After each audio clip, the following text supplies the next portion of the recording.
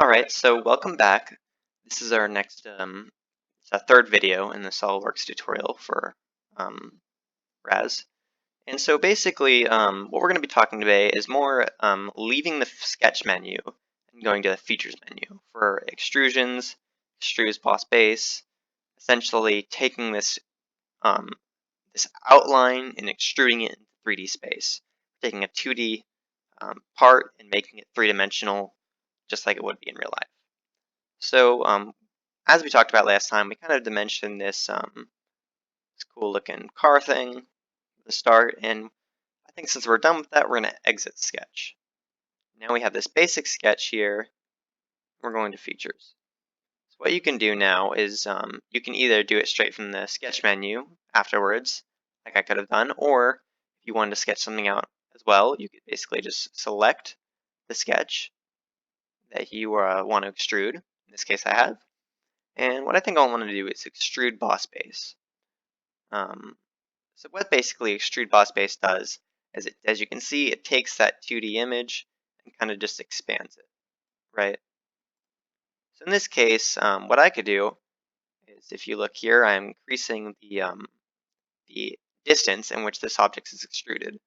I can just hold that, and as you can see, at 160 millimeters, it is very far away. I can also shrink that using this arrow key or putting a similar measurement.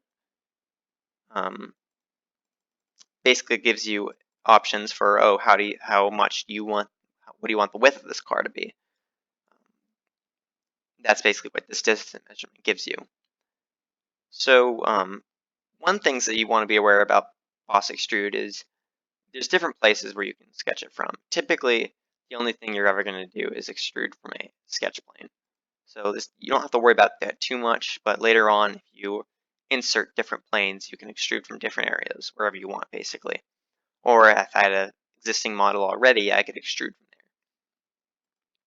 So first thing we're going to do is also look at this.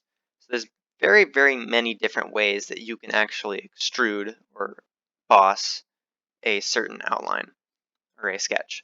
So most of the time what you do is typically blind, which is just straight up throws out the part from that surface in one direction. So basically it just starts expanding out and filling up 3D space. The two ones you'll be using typically is offset from surface. That's useful for if you actually want to extrude a certain distance outside of another surface. We don't have one here, so that won't really work. Up to a body, in case you wanted to extrude up to a certain point. Like say you wanted to extrude up to a wall in SolidWorks or something like that. And then one of the most handy ones that you have right here is the midplane. So midplane is very useful. What that basically does, you get a 30, as you can see, a 30 millimeter increase right there. And you're basically extruding the object from the center as opposed to extruding it from the left side all the way to the right. This is very useful for keeping your document symmetrical and your front, left, and right planes all being accurate as to where something is. So that looks pretty good. We're going to also look here. Also, something I forgot to mention in the very first video is you also have this thing called the view orientation. This is very important because as you move stuff around in SolidWorks, you're typically just going to end up having your object flipped around, or just generally not in a position that's very conducive to modeling. So what we're going to do is click on this button, and it basically shows you this box, right? So if I wanted to, I could click here, and this kind of gives me well, the orientation is slightly off, but if we zoom out again, view orientation from like if you're rather facing upwards. Now this kind of shows a 45-degree angle from the top and front page, top of the document. Now if I wanted to, I could click again and go at an isometric view. This kind of shows all three dimensions and is really useful overall. If I just wanted to see how the front profile of the actual part is, that'll help as well. So if you ever need to adjust your view, your camera view, this little part right here is the easiest way to do it. If you learn how to use this little tool, It's very, very helpful for just generally having a much easier time of things.